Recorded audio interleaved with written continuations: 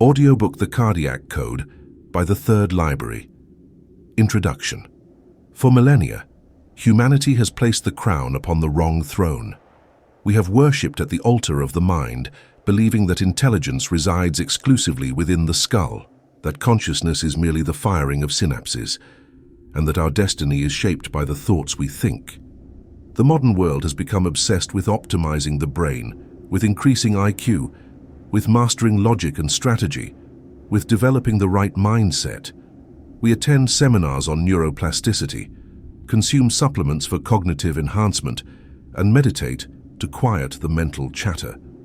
We have built an entire civilization around the premise that the brain is the seat of power, the command center of our existence, the generator of our reality.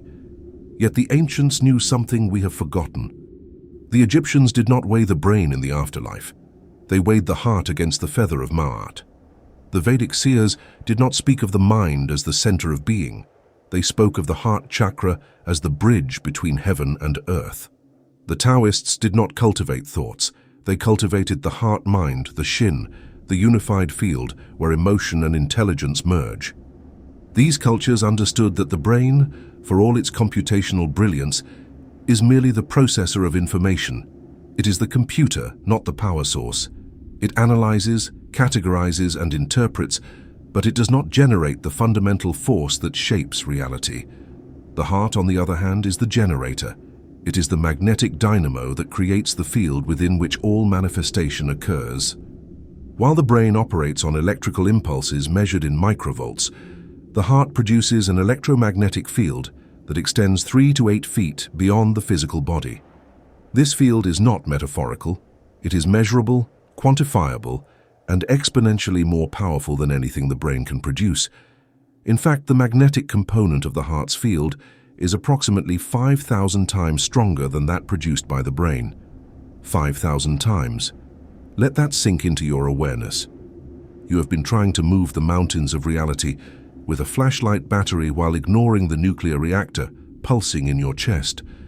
Modern science has finally begun to catch up with ancient wisdom. Researchers at the Heart Math Institute have documented that the heart's electromagnetic field can be detected several feet away from the body using sensitive magnetometers. They have discovered that this field carries information, encoding our emotional states in patterns that other organisms can detect and respond to. When you walk into a room, people do not merely see you or hear you, they feel you. Their nervous systems register the quality of your heart's field before a single word is exchanged. This is not mysticism, this is biophysics. The implications of this discovery are staggering. If the heart generates a field 5,000 times more powerful than the brain, and if this field broadcasts our emotional state into the environment, then we must completely revise our understanding of manifestation, attraction, and the creation of reality. We have been taught that changing our thoughts changes our lives, that positive thinking creates positive outcomes, that affirmations and visualizations are the keys to transformation. These techniques focus almost exclusively on the brain, on the mental realm, on the electrical component of consciousness. They ignore the magnetic component entirely. This is why so many people fail at manifestation. They repeat affirmations with their minds, while their hearts broadcast an entirely different signal.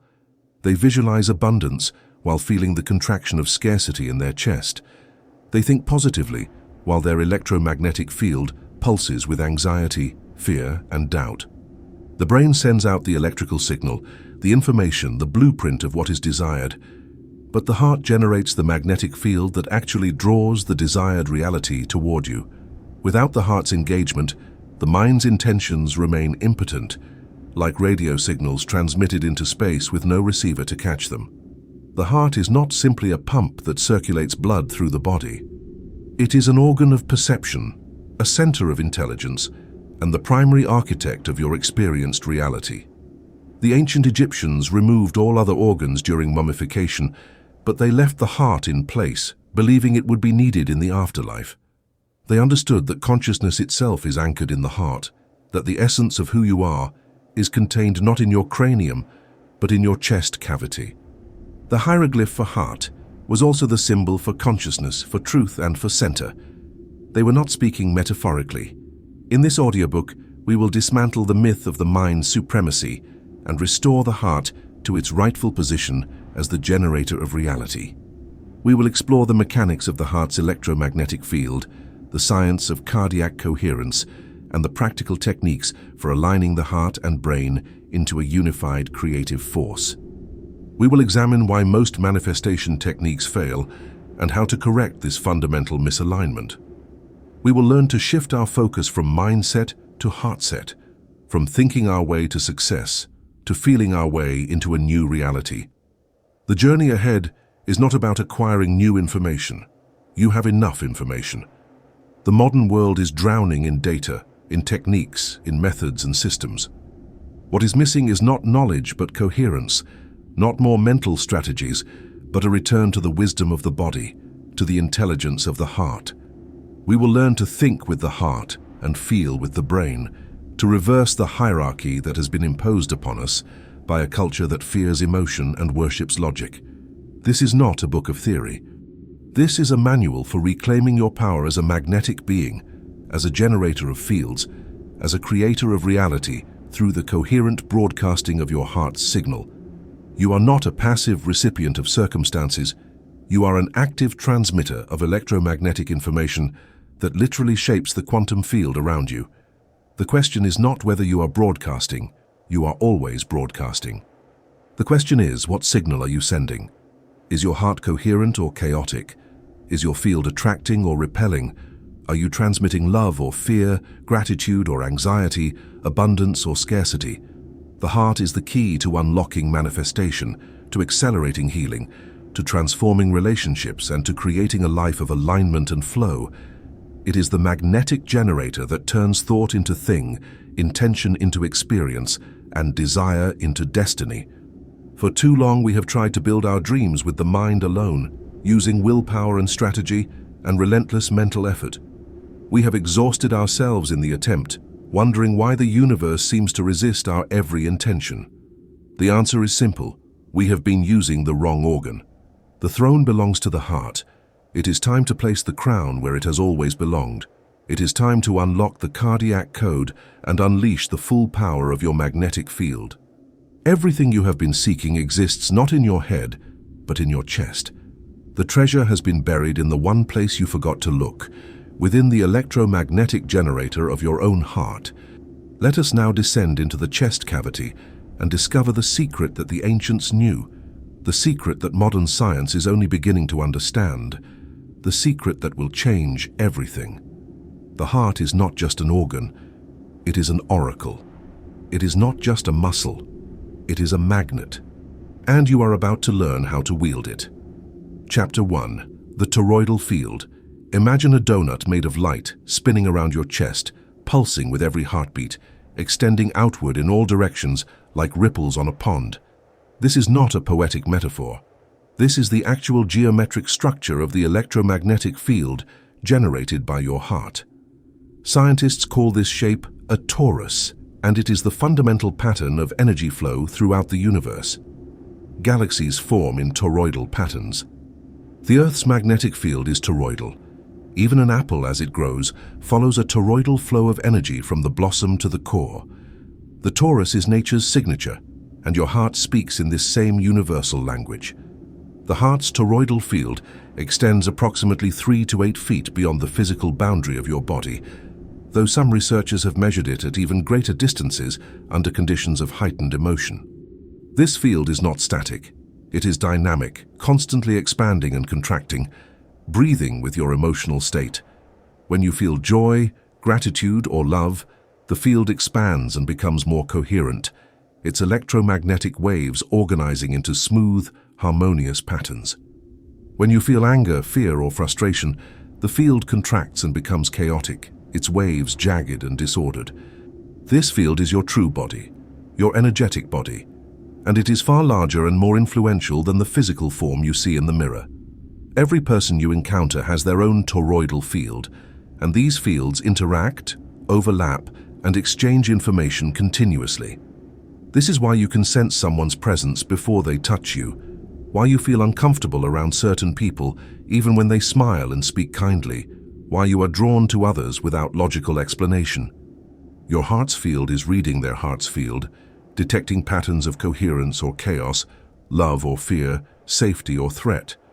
This exchange happens beneath the threshold of conscious awareness, processed by the heart's own nervous system before the brain even receives the data.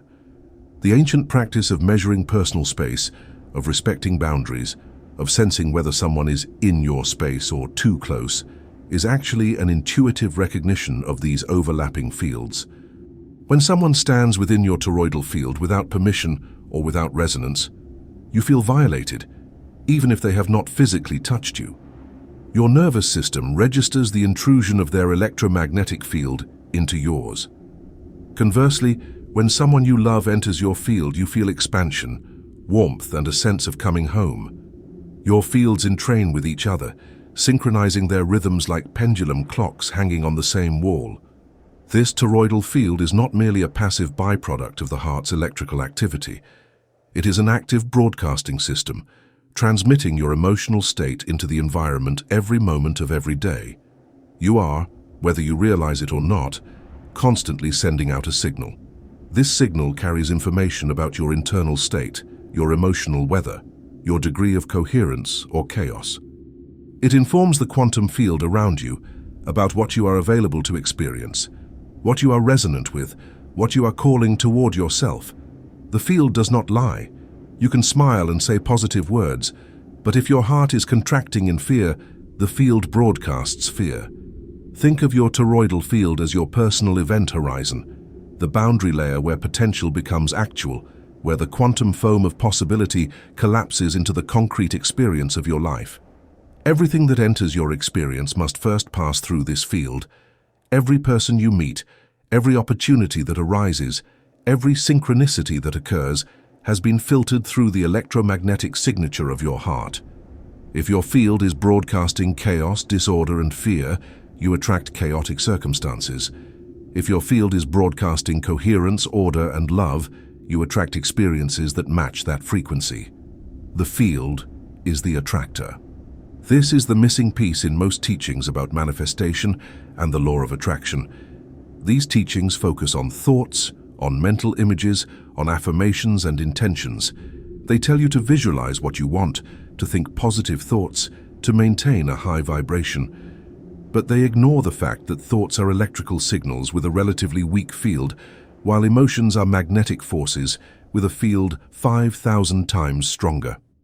You can think about abundance all day long, but if your heart is broadcasting scarcity, the magnetic component will overpower the electrical component every time. The magnet always wins.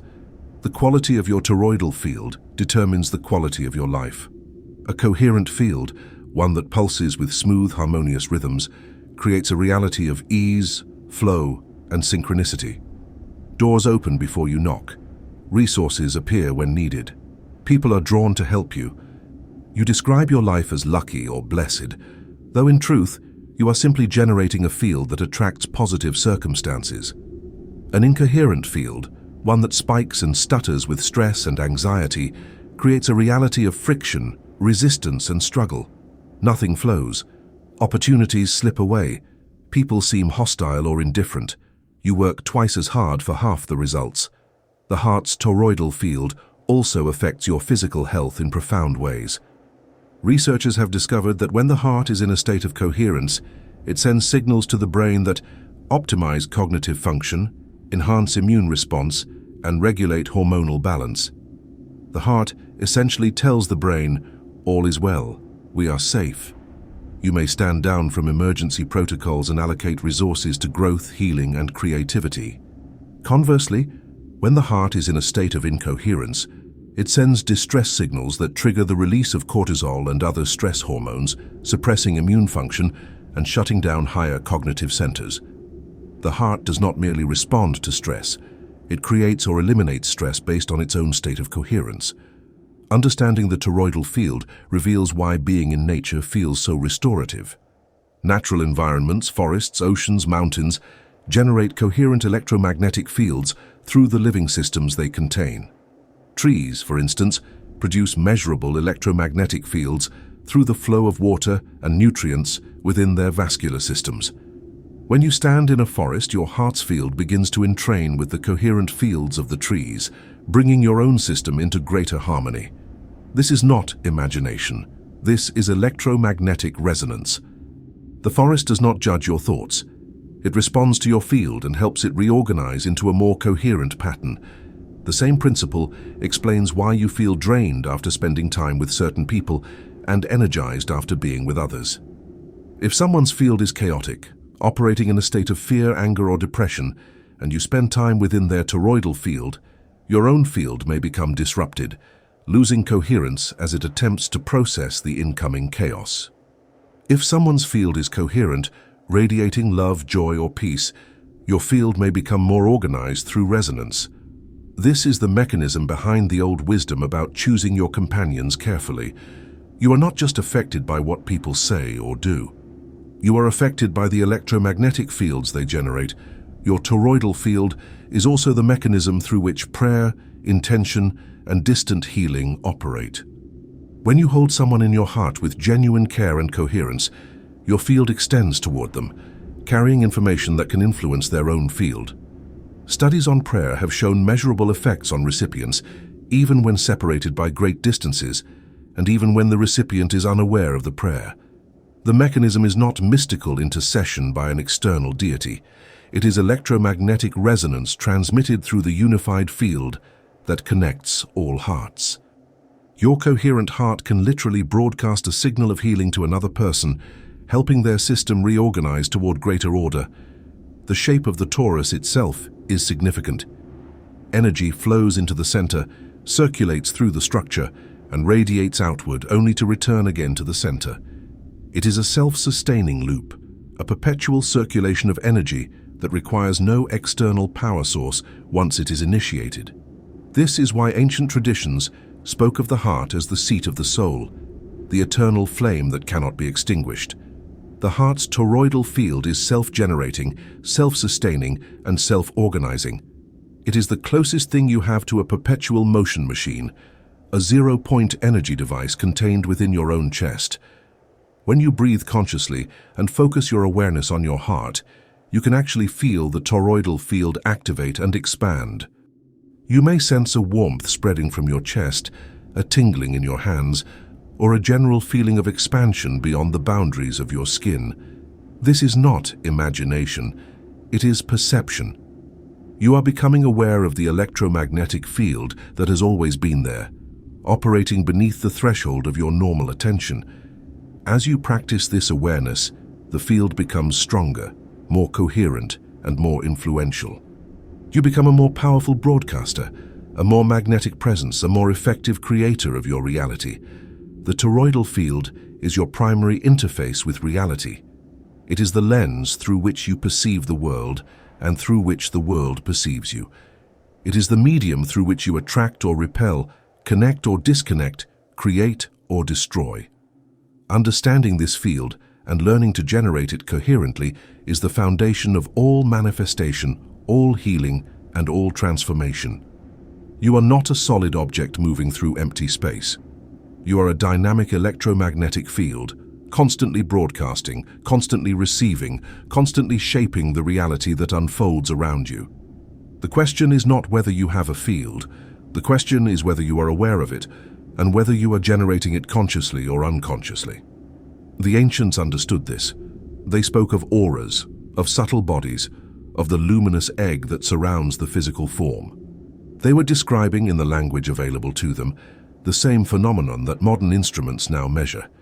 The toroidal field of the heart is your aura, your electromagnetic signature, your energetic fingerprint. It is unique to you, shaped by your emotional habits, your level of coherence, your degree of heart opening or heart closing. It changes moment by moment, breath by breath, as you shift between states of love and fear, expansion and contraction, coherence and chaos. To master your life is to master your field. To transform your reality is to transform the electromagnetic patterns emanating from your heart. This is not accomplished through mental effort or positive thinking alone. This is accomplished through feeling, through emotional alchemy, through the conscious cultivation of heart-based emotions like gratitude, appreciation, compassion, and love. These are not soft secondary feelings to be indulged when circumstances permit. These are the most powerful forces in the universe, the fundamental frequencies that organize matter, energy, and information into coherent forms. Your heart's toroidal field, when broadcasting these frequencies, becomes a force of nature, a creative power that literally bends reality toward your intentions. This is the first key. Recognize that you are a field generator, not merely a biological machine. Your heart is transmitting every moment. The only question is what signal you are sending and whether you are doing so consciously or by default. Chapter 2. Thought vs. Feeling. The universe operates on a binary code, not of ones and zeros, but of electricity and magnetism. These are the two fundamental forces that shape all matter, energy, and experience. Thought is electrical. It is the spark, the signal, the information. Feeling is magnetic. It is the pull, the attractor, the force that draws experience toward you. Every act of creation, from the formation of galaxies to the manifestation of a parking space, requires both components. The electrical signal provides the blueprint, the intention, the specific frequency of what is desired. The magnetic force provides the pull, the gravity, the power that collapses possibility into actuality. In the human system, the brain generates primarily electrical signals. When you think a thought, neurons fire in specific patterns, creating cascades of electrical impulses measured in microvolts. These impulses organize information, create mental images, and generate intentions. The brain is brilliant at processing, analyzing, strategizing, and visualizing. It can hold complex concepts, manipulate abstract symbols, and generate detailed plans for the future. But the electrical field produced by the brain is weak, extending only a few inches beyond the skull. It is a signal without sufficient power to move matter, to influence events, or to attract circumstances. The heart, in contrast, generates both electrical signals through its own nervous system and a powerful magnetic field through its rhythmic contractions. This magnetic field is not only 5,000 times stronger than the brain's field, but also extends several feet beyond the body, creating a sphere of influence that interacts with the environment. The heart's magnetic field is the attractor, the force that actually draws your desires toward you or repels them, depending on its quality and coherence. While the brain sends out information, the heart generates the gravitational pull that brings that information into manifestation. This is why affirmations and visualizations practiced from the mind alone so often fail to produce results.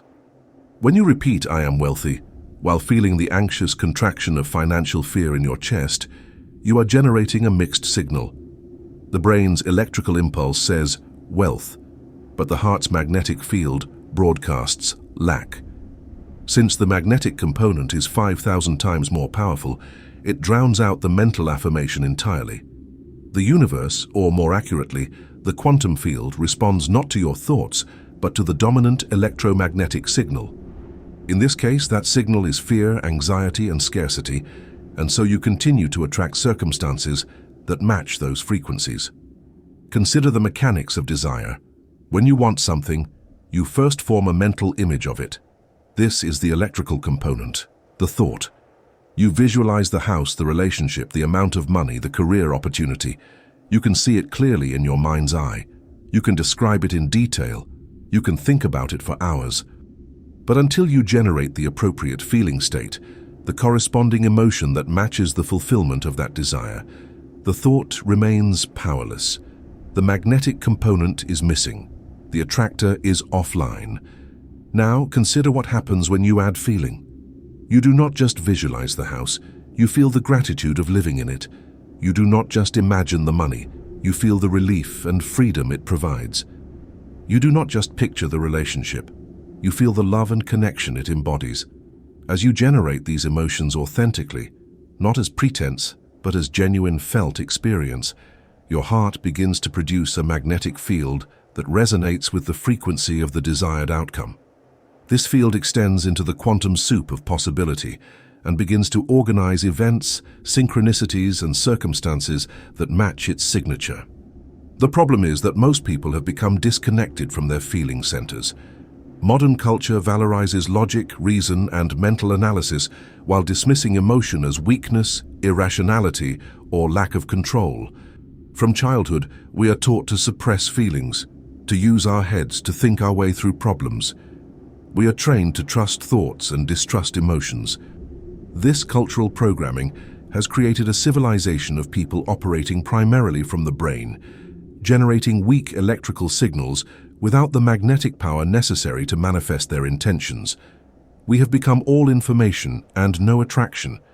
Additionally, most people's emotional states are reactive rather than generative.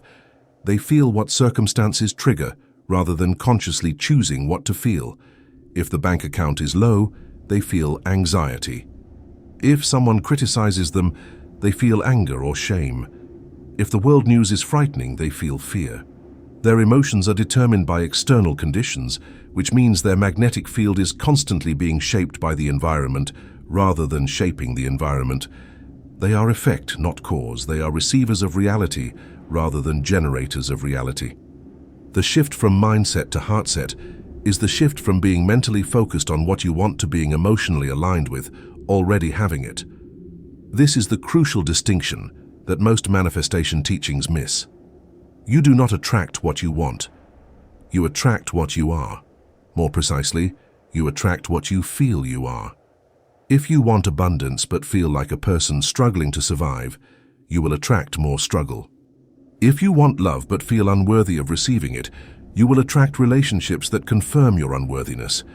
The feeling is the magnet, and it attracts matching circumstances with ruthless precision. This is not a flaw in the system. This is the system working perfectly. The universe is not punishing you for having negative emotions. The quantum field is simply responding to the electromagnetic information you are broadcasting. It is a mirror, reflecting back to you the vibrational content of your heart's field.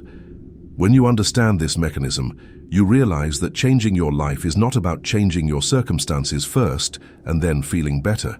It is about changing your feeling state first, generating the magnetic field of the desired reality, and then watching circumstances reorganize to match that field.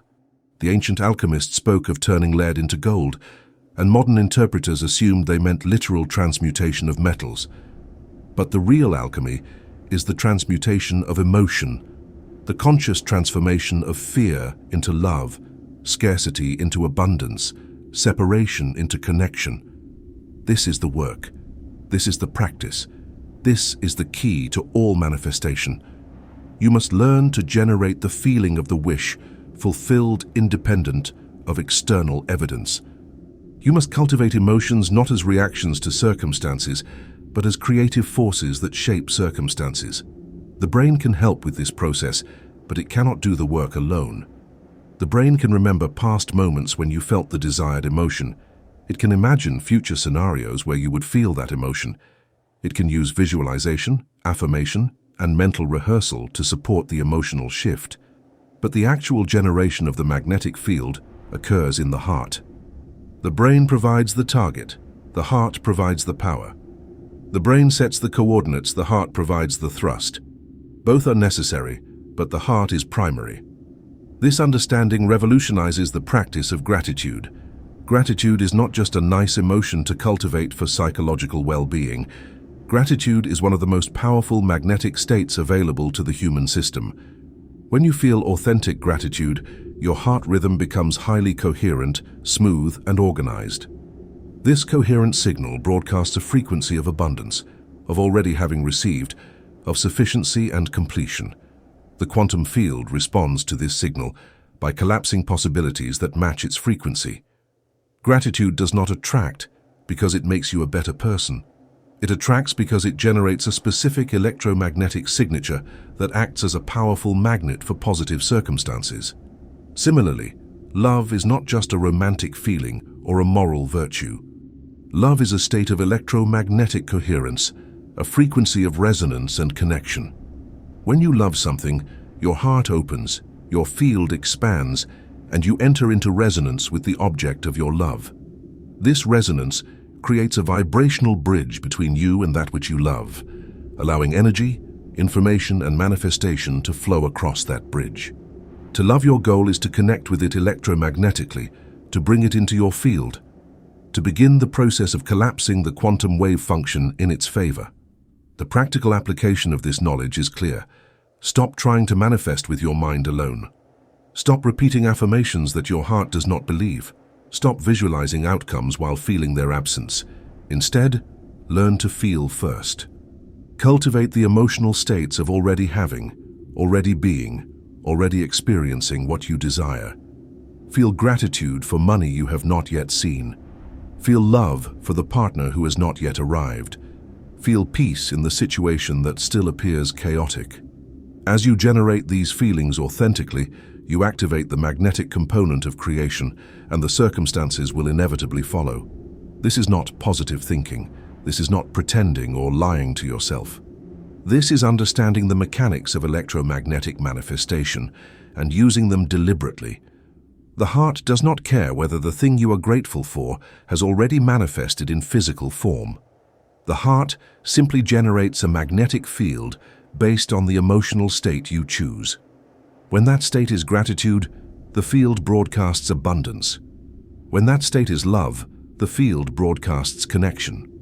The external world then reorganizes to match the broadcast, because that is how electromagnetic fields interact with quantum possibilities. Thought gives you the target. Feeling brings you the target. The brain is the computer that processes and plans. The heart is the generator that powers and attracts. Together, synchronized and coherent, they form a complete system of creation. Separated, with the mind racing ahead while the heart lags behind in fear, they form a system of frustration, exhaustion, and failure. The cardiac code is the code of alignment. Synchronize the electrical spark of thought with the magnetic pull of feeling, and you become a force of nature. Chapter 3. Cardiac Coherence. There is a state of being that most humans experience only in fleeting moments, a state so rare and yet so natural that its absence has become normalized. This state is called coherence, and it is the holy grail of human functioning. Coherence is not merely the absence of stress or the presence of positive emotion.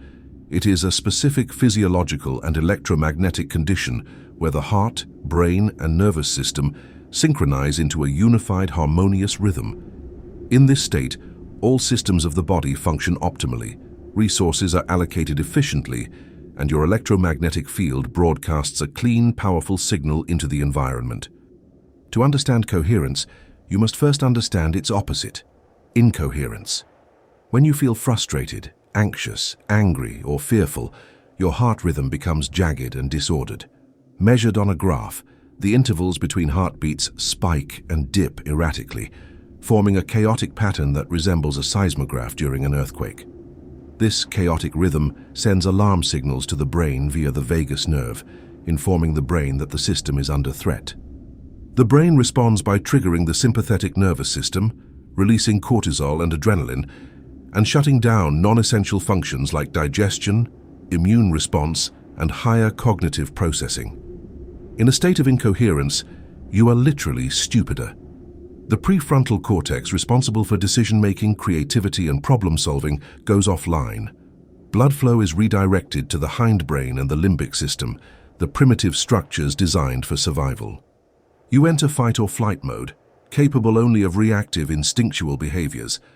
Complex thinking becomes impossible, long-term planning evaporates, emotional regulation fails.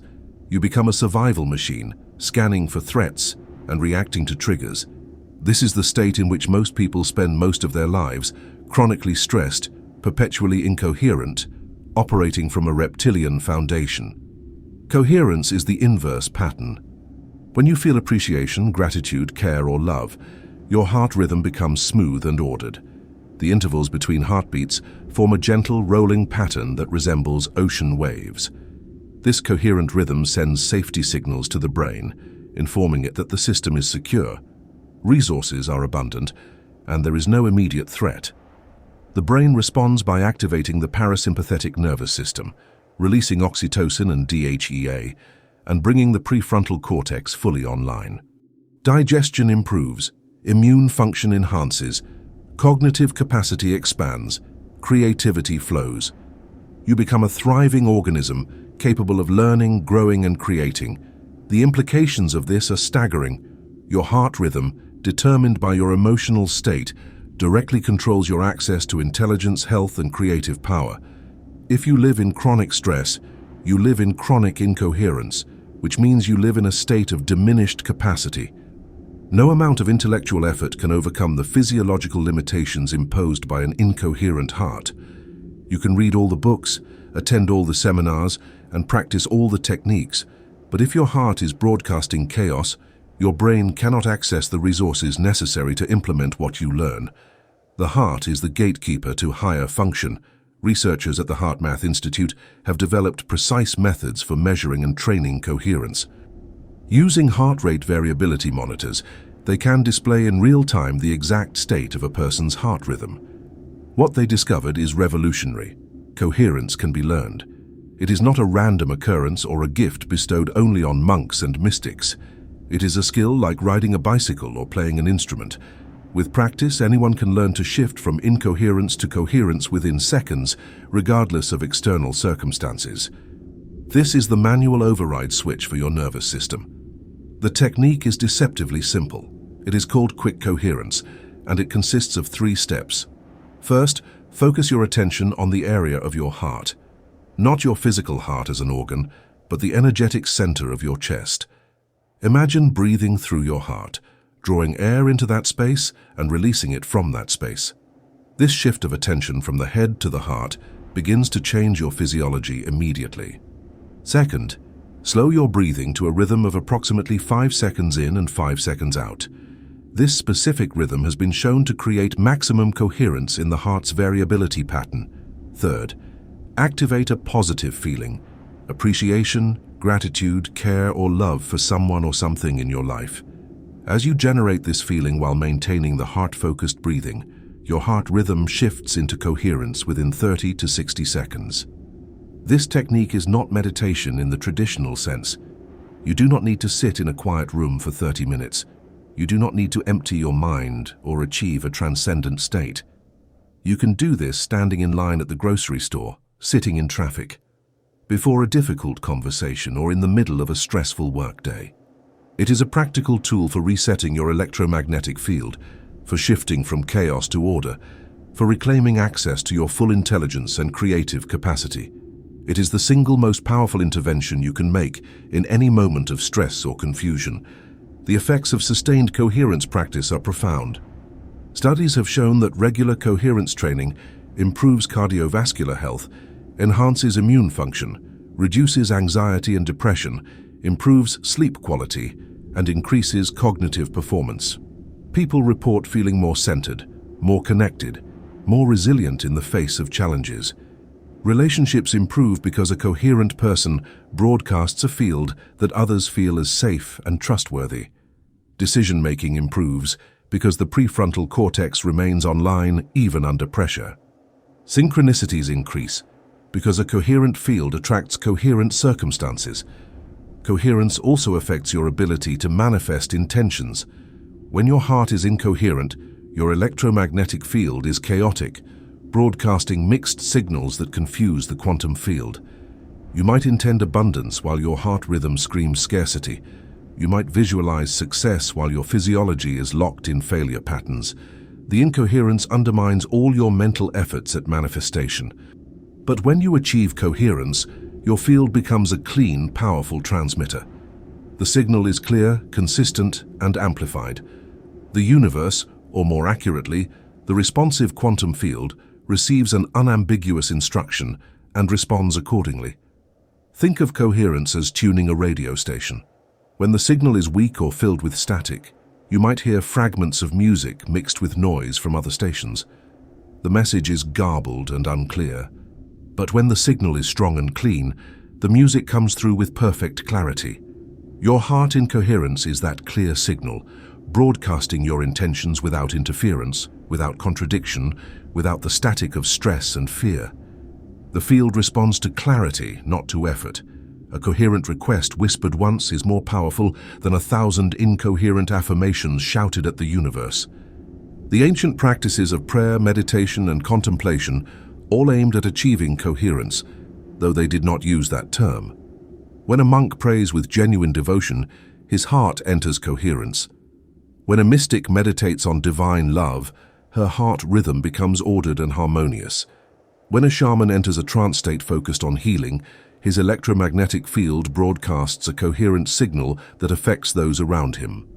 These traditions understood intuitively what science now measures precisely. The heart in a state of love, gratitude, or devotion generates a field that heals, attracts, and transforms. The practice of coherence is the foundation of all other techniques in this book. Without coherence, visualization is weak, affirmations are empty, and intentions are powerless. With coherence, all these tools become exponentially more effective because they are powered by a strong, clean electromagnetic signal.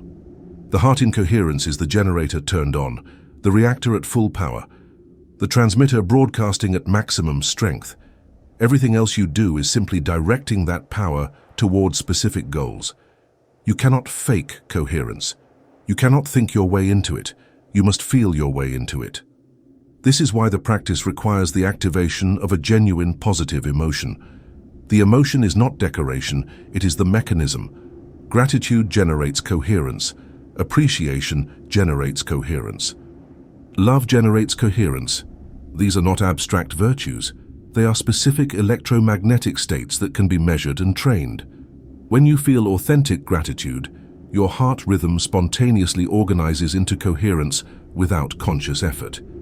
The emotion itself is the tuning fork that brings all systems into harmony.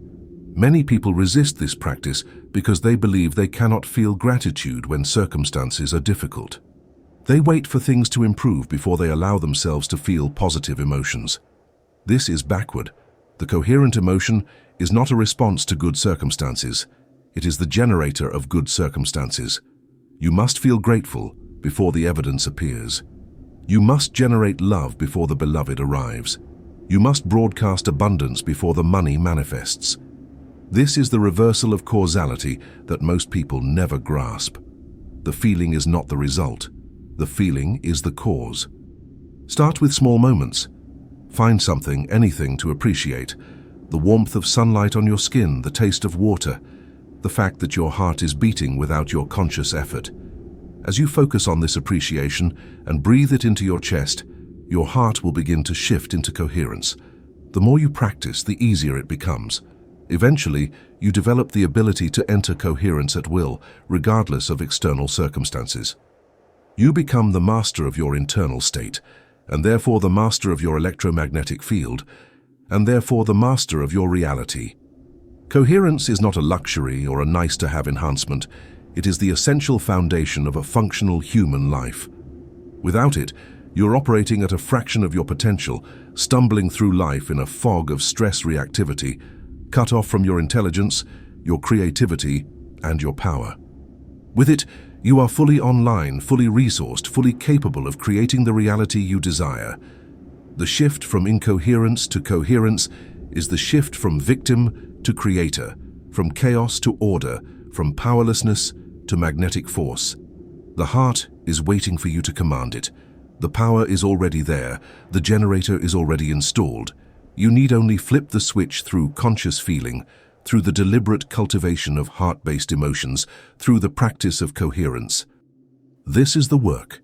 This is the path. This is the cardiac code. Chapter 4. The Intelligent Heart.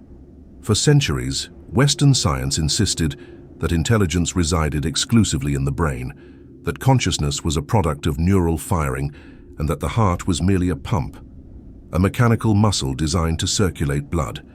This view was so dominant that even suggesting the heart had intelligence was dismissed as poetic fancy, mystical nonsense, or pre-modern superstition. The brain was the throne, all other organs were servants.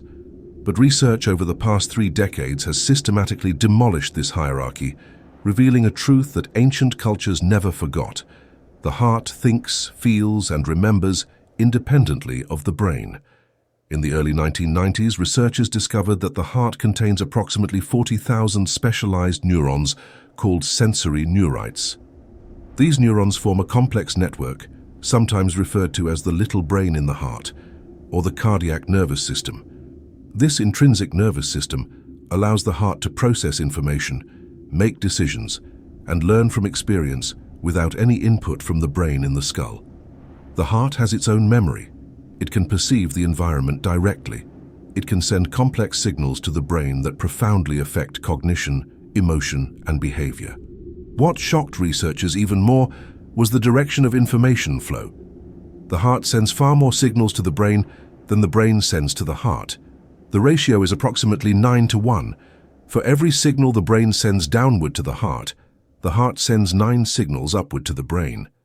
These ascending signals travel through multiple pathways, including the vagus nerve, hormonal systems, pressure waves through the blood vessels, and electromagnetic fields.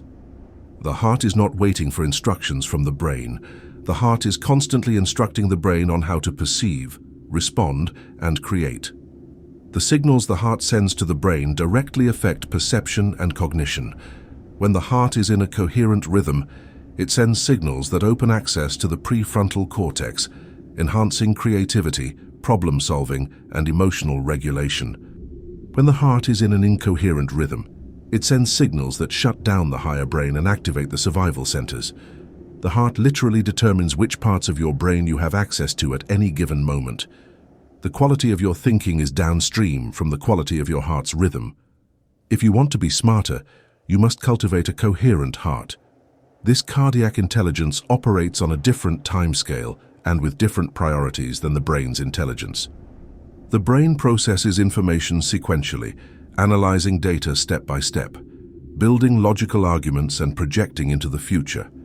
The heart processes information holistically, sensing patterns in the field, detecting emotional and energetic signatures, and responding to present-moment reality. The brain asks, "What should I do?" The heart says, "This is how it feels." Both forms of intelligence are valuable, but in matters of truth, navigation, and authentic desire, the heart's intelligence is often more reliable. This is the mechanism behind intuition.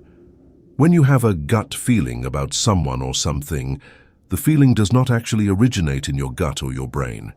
It originates in your heart. The heart's electromagnetic field extends several feet beyond the body, constantly scanning the environment and detecting the quality of other fields it encounters.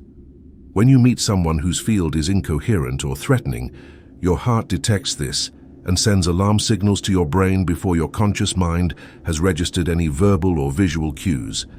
This is why you sometimes feel uncomfortable around people who seem perfectly nice on the surface. Your heart is reading information that your brain has not yet processed. Conversely, when you meet someone whose field is coherent and safe, your heart recognizes this and sends signals of ease and openness to the brain. You feel an inexplicable sense of trust or connection. You describe the person as having good energy or a good vibe.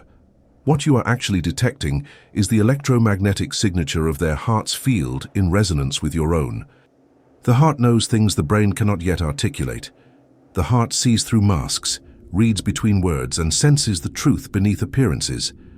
Learning to listen to the heart's intelligence requires a shift in how you make decisions. Most people are trained to make decisions exclusively through logic, weighing pros and cons, analyzing outcomes, and overriding feelings that seem irrational or inconvenient. This approach often leads to decisions that look good on paper, but feel terrible in lived experience.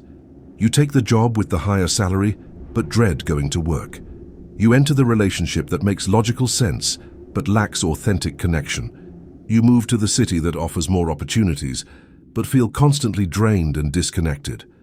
The heart-based approach to decision-making is different. You still use the brain's analytical capacity to gather information and understand options. But the final decision is made by consulting the heart. You bring the question or choice into your awareness, focus on your heart center, and notice how your body responds to each option. One option might create expansion, warmth, and ease in your chest. Another might create contraction, heaviness, or resistance. The heart's intelligence communicates through sensation, not through words. It says yes or no through feelings of opening or closing. This is not emotionalism or impulsive decision-making. This is accessing a deeper intelligence that has scanned the field and sensed which choice leads to greater coherence, alignment, and flow. The brain cannot see the entire field. It operates with limited information, analyzing only what is visible and measurable. The heart perceives the field directly, detecting patterns and possibilities that lie outside the range of logical analysis. When the heart says no to something that looks good logically, it is often protecting you from a future that would be out of alignment. When the heart says yes to something that seems risky logically, it is often guiding you toward an opportunity that the brain cannot yet comprehend. The heart also stores emotional memory in a way that is distinct from the brain's memory systems. Traumatic experiences create imprints in the heart's nervous system, patterns of protection and defensiveness that persist long after the brain has processed and rationalized the event. This is why you can intellectually understand that you are safe and still feel anxious. Your brain has moved on, but your heart remembers. Healing trauma requires addressing the heart's memory, not just the brain's narrative. Techniques that engage the heart directly, such as EMDR, somatic experiencing, and heart-focused breathwork, are often more effective than talk therapy alone because they access the level where the memory is actually stored. The heart's intelligence is also attuned to truth in a way the brain is not. The brain can be deceived, manipulated, and convinced of things that are not true. Marketing, propaganda, and social conditioning all target the brain's susceptibility to persuasion. But the heart cannot be fooled. When someone lies to you, even if the lie is skillfully constructed and logically coherent, your heart detects the incoherence in their field. You feel something is off even if you cannot articulate what. The heart is the built-in lie detector, the internal compass that points toward truth even when the mind is confused. Many spiritual traditions have recognized the heart as the seat of the soul, the true self, the eternal essence that transcends the personality. The Egyptians believed the heart contained the individual's character and would be weighed after death to determine worthiness. The Sufis practiced heart-centered meditation, focusing on opening the heart to divine love. The Taoists cultivated the heart-mind as the integration of wisdom and compassion. These traditions were not being metaphorical. They understood that consciousness is distributed throughout the body, with the heart serving as the primary center of awareness, feeling, and connection to the larger field. To live from the heart is to live from a place of deeper knowing, of intuitive guidance, of alignment with your authentic path. It is to stop outsourcing your decisions to external authorities, to popular opinion, to what makes sense on paper. It is to reclaim your sovereignty by listening to the intelligence that resides in your chest. The intelligence that knows who you are, what you came here to do, and which choices will lead you toward your highest expression. The brain is a brilliant tool for navigating the world, but it is not the master. The heart is the master. The brain is the servant. Begin practicing this now. When you face a decision, bring the question into your heart space. Ask your heart directly, does this choice serve my highest good? Notice the sensation that arises. Does your chest expand or contract? Do you feel warmth or coldness, lightness or heaviness? The heart's answer is always immediate and always clear, though it may take practice to distinguish it from the chatter of the mind. The brain will offer justifications, fears, and logical arguments. The heart will simply say yes or no through feeling. The intelligent heart is your bridge to the unified field, your connection to the web of life that links all beings and all things. Through the heart, you sense your interconnection with others, with nature, with the cosmos. Through the heart, you access wisdom that transcends personal experience, drawing from the collective field of knowledge and insight. Through the heart, you become a conduit for love, healing, and transformation, not through effort or technique, but through the simple act of opening and allowing the heart's intelligence to flow. The throne belongs to the heart. Let the brain serve its rightful master. Chapter 5. The wall around the heart. The heart is designed to be open, radiating and receiving love, connection, and life force without obstruction. But very few people live with fully open hearts. By the time we reach adulthood, most of us have constructed brick by invisible brick a protective barrier around this most vulnerable center. This barrier is not physical, but it is real. It can be measured in the diminished strength of the heart's electromagnetic field, felt in the numbness or constriction in the chest, and observed in the patterns of isolation and emotional disconnection that plague modern life.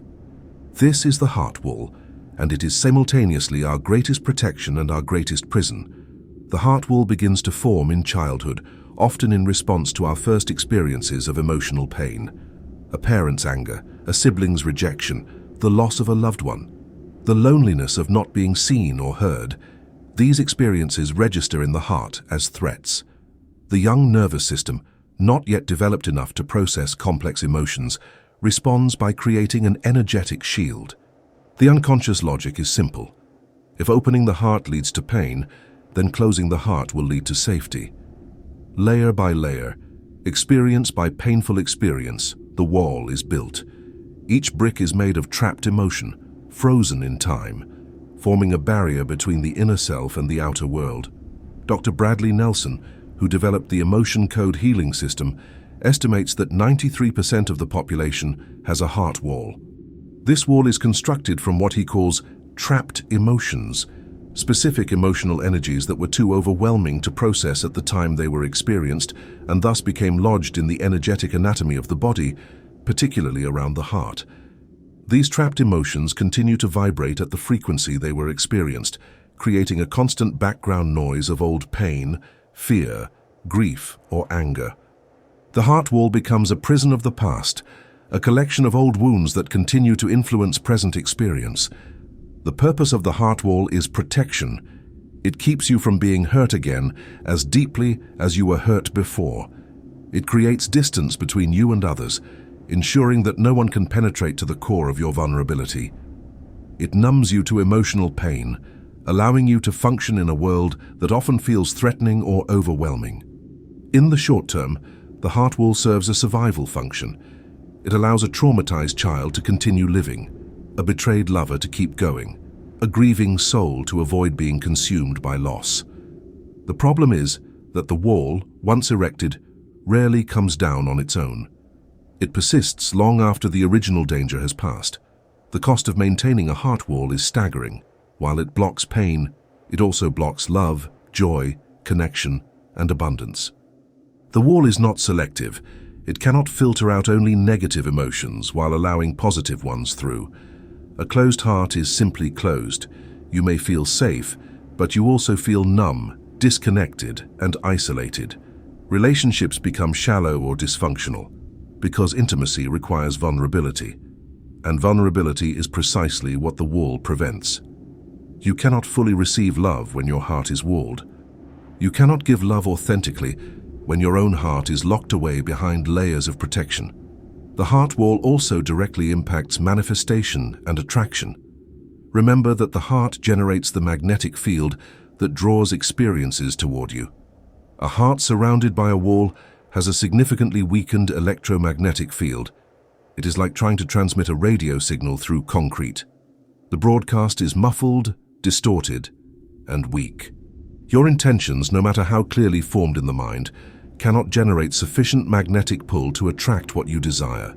You work hard, visualize diligently, and affirm constantly, but nothing seems to stick. The reason is not that the universe is withholding from you. The reason is that your heart's magnetic generator is operating at a fraction of its capacity, surrounded by insulation that prevents it from radiating fully. People with significant heart walls often describe feeling stuck, as if they are moving through life behind glass, observing but not fully participating. They report emotional numbness, difficulty feeling joy even when good things happen, a sense of disconnection from others, and a persistent loneliness that no amount of social activity seems to relieve. They may be successful, accomplished, and surrounded by people, yet still feel empty and unfulfilled. This is because success achieved without an open heart feels hollow. Achievement without connection lacks meaning. The heart wall ensures that even when you get what you wanted, you cannot fully feel the satisfaction of having it. The heart wall also affects physical health. The trapped emotions that form the wall are not merely psychological. They are energetic patterns that create inflammation, stress, and dysfunction in the body. Cardiovascular disease, immune disorders, and chronic pain conditions are all correlated with unresolved emotional trauma and heart closure. The body keeps the score, as trauma researcher Bessel van der Kolk documented extensively. The emotions you could not process do not simply disappear. They become stored in tissues, organs, and energy fields, creating patterns of dis-ease that persist until the emotions are released. Dismantling the heart wall is not a single event, but a process.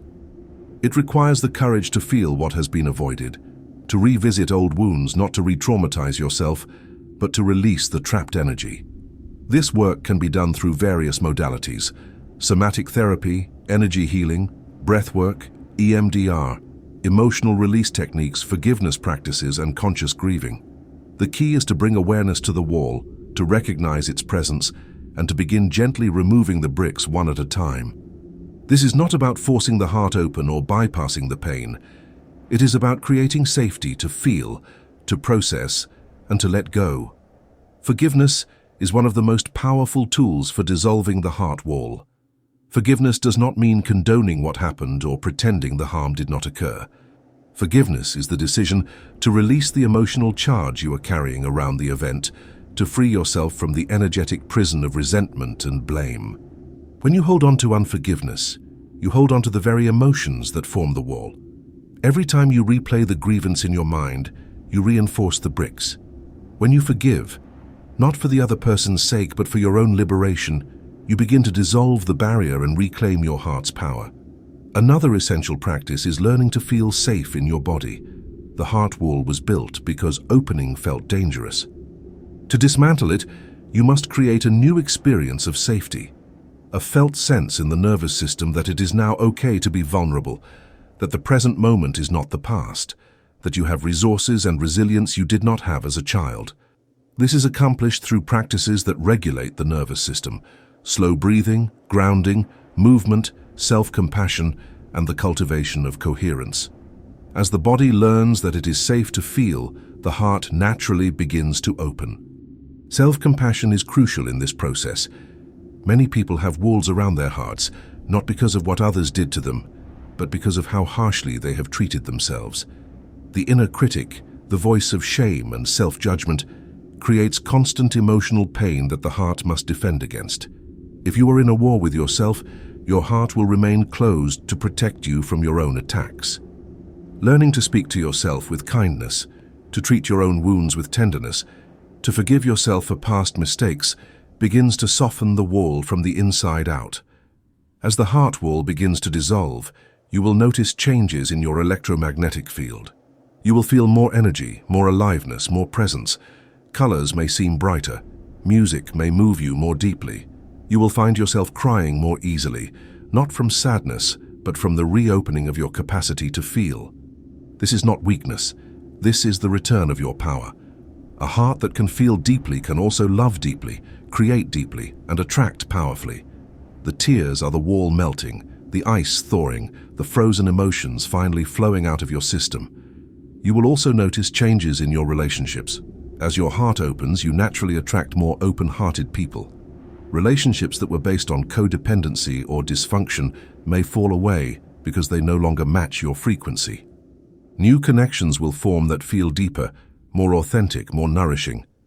People will comment that you seem different, more present, more radiant. What they are sensing is the expansion of your electromagnetic field as the insulation is removed and your heart's signal can broadcast clearly once again. The work of dismantling the heart wall is perhaps the most important work you will ever do. All the manifestation techniques, all the spiritual practices, all the personal development strategies are significantly less effective when attempted from behind a heart wall. The wall ensures that even when you achieve your goals, you cannot fully enjoy them. Even when love appears, you cannot fully receive it. Even when abundance flows, you remain in a scarcity mindset because the wall blocks the felt experience of having enough. Begin today. Place your hand on your chest and ask your heart, what are you protecting me from? What old pain are you still holding? Listen not with your mind, but with your body. Notice sensations, images, memories that arise. Do not judge them or try to analyze them. Simply acknowledge them. Say to your heart, thank you for protecting me. I am ready now to release this and open more fully. This simple act of acknowledgement begins the process of softening the wall. The universe cannot fill a closed container. The quantum field cannot collapse possibilities into a heart that is walled off. Your desires cannot find you when your magnetic field is muffled by layers of old protection. The cardiac code cannot be unlocked while the vault remains sealed. The work is clear. Dismantle the wall, release the trapped emotions, forgive what needs to be forgiven, and reclaim your birthright as an open-hearted, fully magnetic being. Your heart is meant to be a beacon, not a bunker. It is time to tear down the walls and let the light shine through. Chapter 6. Broadcasting the new signal. You have learned that thought is electrical and feeling is magnetic. You have learned that the heart generates a field 5,000 times more powerful than the brain. You have learned about coherence, cardiac intelligence, and the heart wall. Now comes the practical application. How do you deliberately use this knowledge to manifest the reality you desire? How do you shift from being a passive receiver of circumstances to an active broadcaster of intention? How do you turn the dial on your heart's transmitter and amplify the signal until it resonates throughout the quantum field? The answer is both simple and profound. You must learn to emotionalize your desires, not merely visualize them. Visualization is a mental technique that engages the brain's capacity to create images. It is useful, but it is incomplete. When you visualize what you want, you are generating an electrical signal, weak and localized to your skull.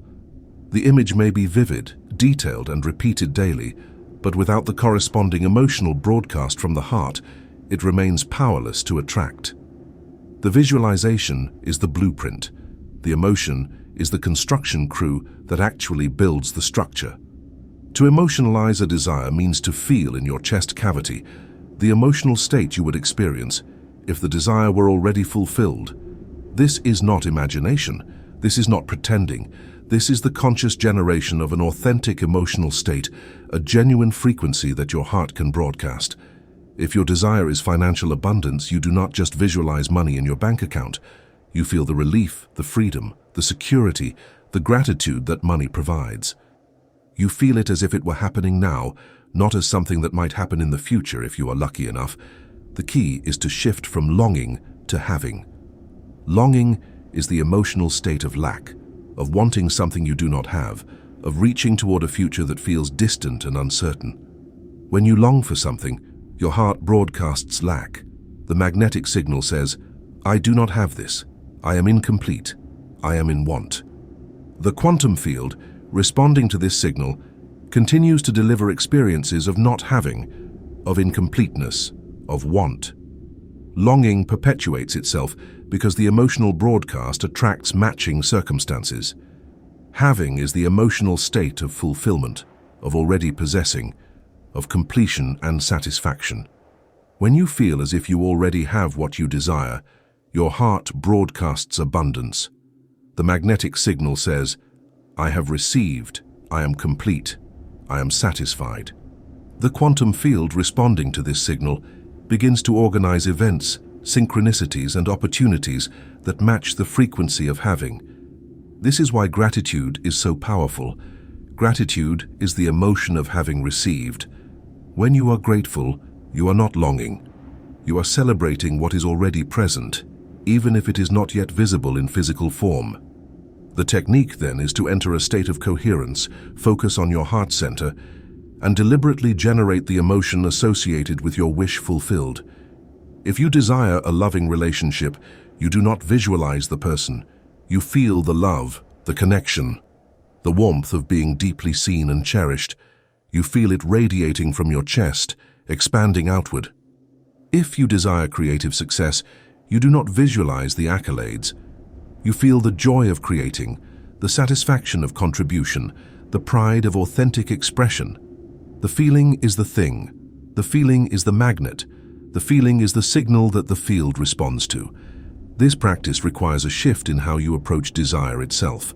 Most people relate to their desires from a place of tension, of efforting, of trying to make something happen through force of will.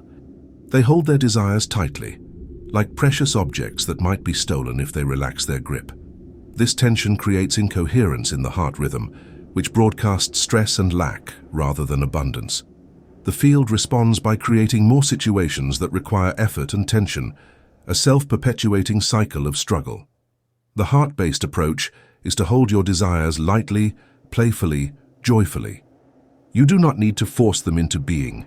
You need to allow them to come to you by broadcasting the appropriate signal. Think of yourself as a radio tower. Your job is not to chase down the listeners. Your job is to broadcast a clear, strong signal. When the signal is clean and powerful, the right listeners will tune in automatically. When your heart broadcasts coherence, love, and gratitude, the right circumstances, people, and opportunities will be drawn into your field naturally. Amplification is crucial. A weak signal travels a short distance. A strong signal travels far and penetrates obstacles. To amplify your heart's signal, you intensify the feeling. You do not just feel grateful, you feel so grateful that tears come to your eyes. You do not just feel love. You feel love so strongly that it radiates through your hands, your face, your entire body.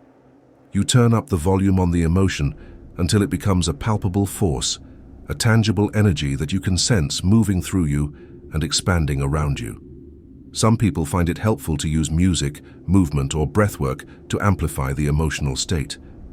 Music can evoke powerful emotions quickly, bypassing the mind's tendency to analyze and doubt. Put on a song that makes you feel the way you want to feel, and let the music carry you into the heart space. Movement, especially dance or expressive movement, can unlock emotions stored in the body and help them flow more freely. Breathwork, particularly deep rhythmic breathing focused in the heart area, can intensify the emotional experience and extend the coherent state. The duration of the broadcast also matters. A 5-second burst of gratitude is better than nothing, but a sustained 5-minute practice is exponentially more powerful. The longer you can maintain a coherent, amplified emotional state, the deeper the imprint you create in the field. This is why daily practice is essential. Each time you enter the state, you strengthen the signal. Each repetition builds momentum. Over time, the emotional state becomes easier to access, the broadcast becomes stronger, and the manifestation accelerates. It is important to understand that you are not manipulating the universe or trying to trick reality into giving you what you want. You are aligning yourself with the frequency of what you desire, becoming a vibrational match for it. The universe does not give you what you want, it gives you what you are. More precisely, it mirrors back to you the electromagnetic information you are broadcasting. When you broadcast the frequency of having, you receive having. When you broadcast the frequency of lack, you receive lack. There is no judgment in this process, no reward or punishment. It is simply the mechanics of how electromagnetic fields interact with quantum possibilities. Some people worry that feeling gratitude for something they do not yet have is dishonest or delusional. This concern arises from a misunderstanding of how time works at the quantum level. In the unified field, all possibilities exist simultaneously. The version of reality where you have already achieved your desire is just as real as the version where you have not. When you feel gratitude for the fulfilled desire, you are not lying. You are selecting which version of reality you will collapse into manifestation. You are choosing a timeline, a probability, a wave function. The feeling is the selection mechanism. Another common challenge is the gap between the emotional broadcast and the physical manifestation. You may practice heart-centered feeling for days or weeks and see no external change. This is where most people give up, concluding that the technique does not work. But the field responds to consistency, not to sporadic attempts. It takes time for the electromagnetic signal to organize the myriad probabilities into the specific configuration you are requesting. The delay is not evidence of failure. It is evidence that the process is working. The invisible is reorganizing before the visible appears. During this gap, your task is to maintain the signal, to continue broadcasting the feeling regardless of what the external circumstances seem to indicate. This is faith, but not blind faith. This is informed faith, faith based on understanding the mechanism of manifestation. You know that the field is responding. You know that the signal is being received. You know that the probabilities are collapsing toward your intention. You simply cannot see it yet, because the physical manifestation is the last stage of the process, not the first. The most powerful time to practice this technique is in the morning, immediately upon waking, before the analytical mind has fully engaged and before the concerns of the day have taken hold. In this liminal state, the heart is more accessible, the barriers are thinner, and the emotional state can be generated more easily. Spend 5 to 15 minutes feeling into your desires, generating the emotions of the wish fulfilled, amplifying them in your chest, and broadcasting them into the field. Set the tone for the entire day. Prime your magnetic generator to attract what you are seeking. You can also practice in moments of stress or challenge. When something unwanted appears, instead of reacting with the default emotion of frustration or fear, pause. Focus on your heart. Breathe. Then deliberately generate the opposite emotion. If you feel lack, generate gratitude. If you feel fear, generate trust. If you feel anger, generate compassion. This is not suppression, this is conscious emotional alchemy. You are using the unwanted circumstance as a trigger to strengthen your broadcast, to reclaim your power as a creator rather than a victim. The universe is not external to you. The quantum field is not separate from you. You are embedded in it, interpenetrating with it, constantly exchanging information with it. Your heart's electromagnetic field is the interface, the bridge, the translator. When you broadcast consciously, coherently, and with amplified emotion, you command the field. You do not beg or hope or wish, you transmit an instruction, and the field reorganizes accordingly. This is not magic, this is physics. This is the cardiac code in action. Begin today. Choose one desire. Feel it as already fulfilled. Amplify the emotion until it radiates beyond your body. Sustain it for as long as you can. Repeat daily. Watch what unfolds. You are not imagining this into being. You are magnetizing it into manifestation. Chapter 7. The Anchor of Breath. Between the conscious mind and the unconscious body, between the electrical brain and the magnetic heart, there exists a bridge accessible to everyone at every moment. This bridge requires no special training, no initiation, no external technology. It is free, portable, and infinitely powerful. It is the breath.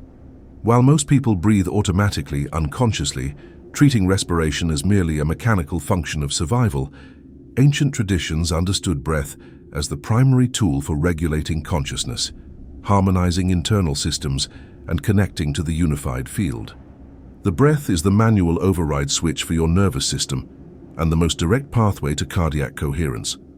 When you are stressed, anxious, or afraid, your breathing pattern changes automatically. It becomes shallow, rapid, and irregular, centered in the upper chest. This breathing pattern signals danger to the nervous system, triggering the release of stress hormones and pushing the heart into incoherence. The jagged heart rhythm then sends alarm signals to the brain, creating a feedback loop of escalating stress. Shallow breathing is both a symptom of incoherence and a cause of it, a self-reinforcing cycle that keeps you locked in survival mode. Conversely, when you breathe slowly, deeply, and rhythmically, especially when you extend the exhale to be longer than the inhale, you activate the parasympathetic nervous system, the rest and digest branch that signals safety and relaxation. This shift in breathing pattern sends calming signals to the heart, which begins to entrain to the rhythm of the breath. Within 60 seconds of conscious rhythmic breathing, the heart's rhythm can shift from incoherent to coherent, from chaos to order. The breath is the fastest, most reliable way to reset your electromagnetic field in real time. The specific rhythm that has been scientifically proven to generate maximum coherence is approximately 5 seconds for the inhale and 5 seconds for the exhale. This creates a breathing rate of 6 breaths per minute, which is significantly slower than the average resting rate of 12 to 20 breaths per minute. This particular rhythm synchronizes the heart rate variability pattern into a coherent waveform, aligning multiple bodily systems into harmonious function.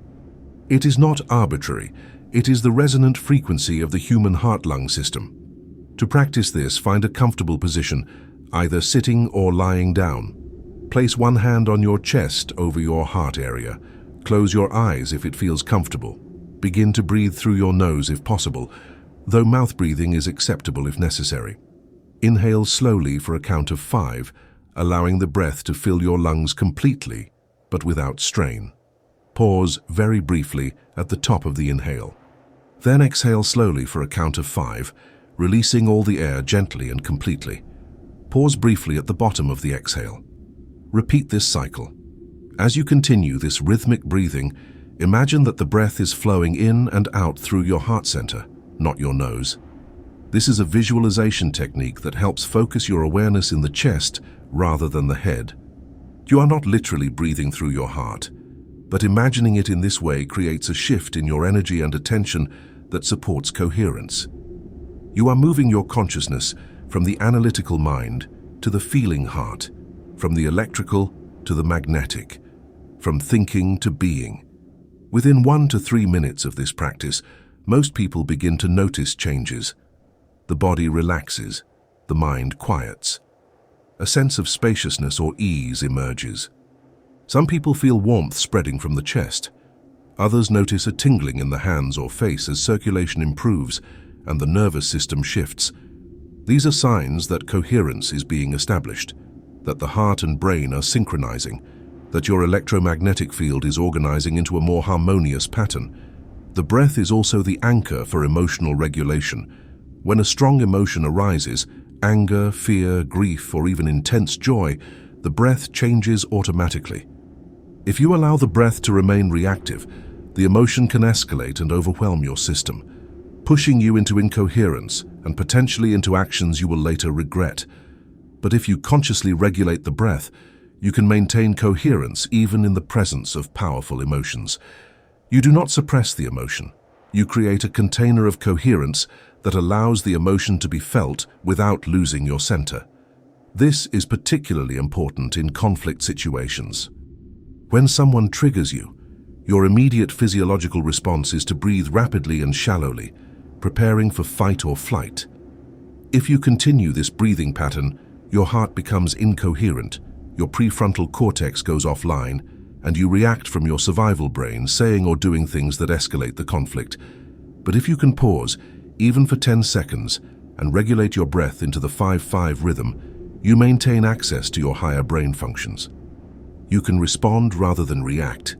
You can speak from wisdom rather than from fear. Athletes and performers have long used breath techniques to manage stress and optimize performance. A basketball player taking a free throw, a singer preparing to go on stage, a surgeon about to make a critical incision, all instinctively take a deep breath to center themselves. What they are doing, whether they know it or not, is using the breath to bring their heart into coherence, to calm the nervous system, and to access peak performance state. This is not superstition, this is applied physiology. The breath is also a powerful tool for entering meditative or expanded states of consciousness. Many spiritual traditions use specific breathing techniques as the primary method for transcending ordinary awareness and accessing higher states. Pranayama in yoga, breath control in Taoist practice, holotropic breathwork in modern therapeutic contexts. All of these recognize that the breath is the key that unlocks doors of perception ordinarily closed. The breath regulates not only your heart rhythm, but also your brainwave patterns, shifting you from beta, active thinking, to alpha, relaxed awareness, or even theta, deep meditation. For manifestation purposes, the breath serves as the foundation for the emotional broadcast practice described in the previous chapter. Before you attempt to generate and amplify an emotion, first establish coherence through rhythmic breathing. Spend 2 to 3 minutes breathing in the 5-5 pattern, focusing on your heart center, calming the nervous system. Once coherence is established and you feel centered and grounded, then begin to layer in the emotional content, the feeling of the wish fulfilled. The coherent foundation ensures that the emotional signal will be clean, strong, and effective, rather than mixed with anxiety or doubt. You can also use the breath to release trapped emotions and dismantle the heart wall. As you breathe slowly and deeply, focusing on your heart, old emotions may surface. Grief, anger, fear, or sadness may arise seemingly from nowhere. This is not a problem. This is the process. The coherent breathing creates safety for the body to release what it has been holding. As the emotion arises, continue breathing, allowing the breath to move through the feeling like a wave washing over sand. Do not resist, analyze, or try to understand the emotion. Simply breathe through it, allowing it to move and release. Each breath dissolves a little more of the old energy, clearing space for new life to enter. The beauty of the breath is that it is always with you. You do not need special equipment, a quiet room, or a particular time of day. You can regulate your breath in traffic, in a meeting, standing in line, or lying in bed unable to sleep. Whenever you notice stress arising, whenever you feel yourself slipping into incoherence, you have an immediate intervention available. Slow your breath, deepen your inhale, extend your exhale, focus on your heart. Within seconds, the process of returning to coherence begins. Many people make the mistake of thinking they need to meditate for 30 minutes or practice complex techniques to achieve coherence.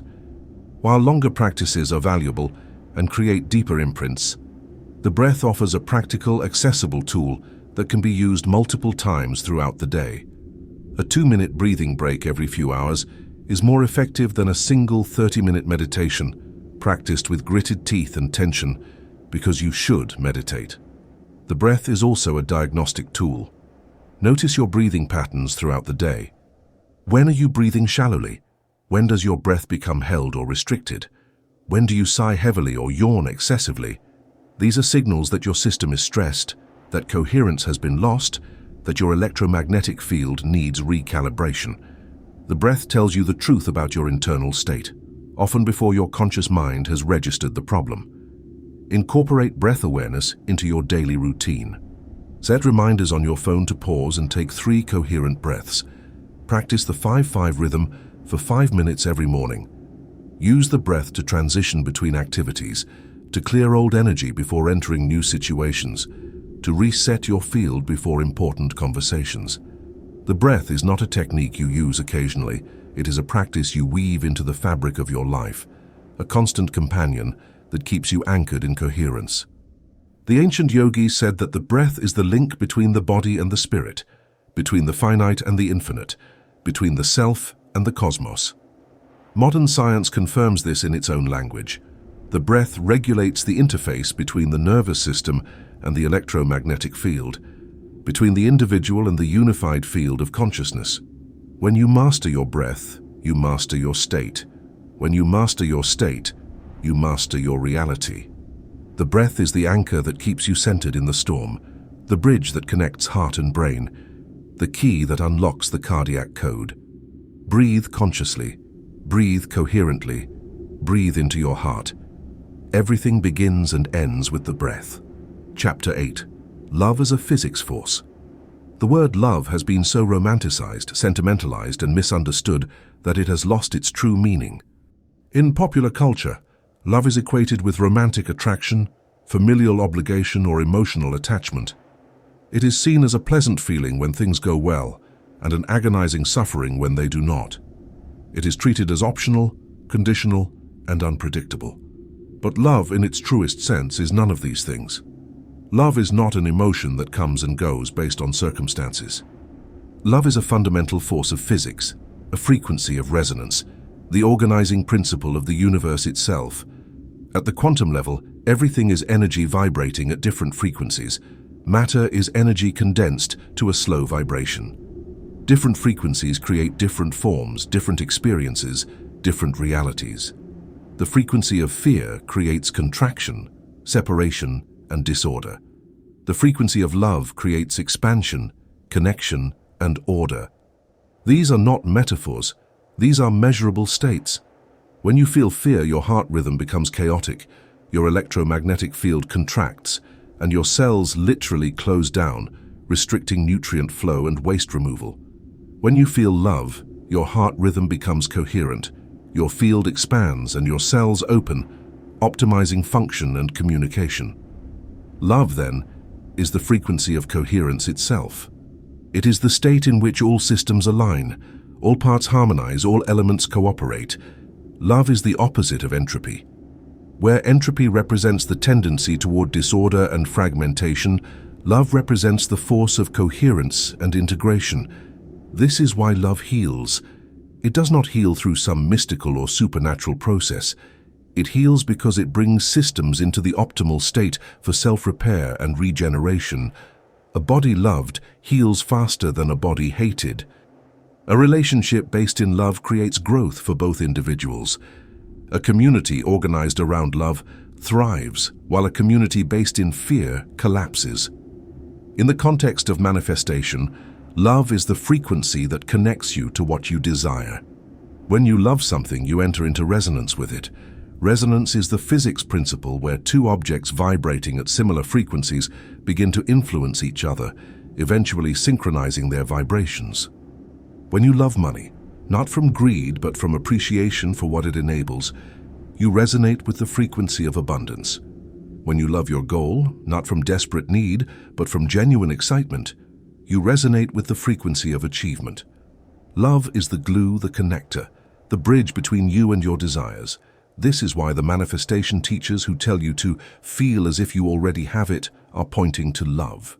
When you already have something, you love it without the anxiety of needing to acquire it. You appreciate it, you enjoy it, you feel grateful for it. This is the state you must cultivate before the physical manifestation appears. You must love your desired outcome into existence by generating the resonant frequency first, thus creating the attractive force that draws it toward you. Contrast this with the frequency most people operate from when pursuing goals: need, desperation, and fear of not getting what they want. These frequencies create dissonance rather than resonance. Need is the frequency of lack. When you need something, you broadcast the signal, "I do not have this, I am incomplete without it." This signal repels the desired outcome because the field responds to what you are broadcasting, not to what you are thinking. The universe does not hear your thoughts, it responds to your frequency. If your frequency is need, you receive more experiences of needing. Love, in contrast to need, is the frequency of already having. When you love something, you are in relationship with it. You are connected to it. There is no gap, no separation, no desperately reaching across a void trying to grasp something that feels distant. Love collapses the gap.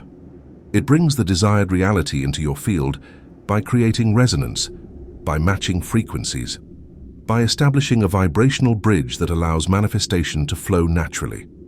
Many people confuse love with attachment. Attachment is need dressed up as love. Attachment says, "I must have this or I cannot be happy." Love says, "I am already complete, and this would be a joyful addition to my experience." Attachment creates tension and incoherence. Love creates ease and coherence. Attachment is a frequency of contraction. Love is a frequency of expansion. You can distinguish attachment from love by noticing how your body feels. Attachment creates tightness in the chest, anxiety in the belly, tension in the jaw. Love creates warmth in the chest, ease in the belly, relaxation throughout the body. The practice, then, is to fall in love with your desires. Not to lust after them or obsess over them, but to appreciate them, to feel genuine excitement and joy when you think about them, to connect with them as if they are already part of your life. If your desire is a specific career, fall in love with the work itself. If your desire is a relationship, fall in love with the feeling of connection and partnership. If your desire is health, fall in love with the sensations of vitality and strength. The love is the magnetism. The love is the force that brings the desire from possibility into actuality. Love is also the frequency that heals trauma and dissolves the heart wall. Trauma is frozen fear, trapped in the body and the field, creating patterns of contraction and defense. Love is the warmth that melts the ice, the coherence that reorganizes the chaos. When you bring loving awareness to a wounded place within yourself, when you meet your own pain with compassion rather than judgment, you create the conditions for healing. The love does not erase the past, but it transforms its impact, releasing the trapped energy and allowing new life to flow. This is why self-love is not a luxury or a new age platitude. Self-love is a requirement for functioning as a coherent, magnetic being. If you are at war with yourself, constantly criticizing, judging, and shaming yourself, you maintain chronic incoherence. Your heart cannot broadcast a clear signal when it is under constant internal attack. The heart wall thickens to protect you from your own harshness. Learning to love yourself, to speak to yourself with kindness, to forgive your mistakes and honor your humanity is not indulgence. It is practical electromagnetic hygiene. Love is also the universal language. Regardless of culture, religion, or belief system, every human recognizes and responds to the frequency of love.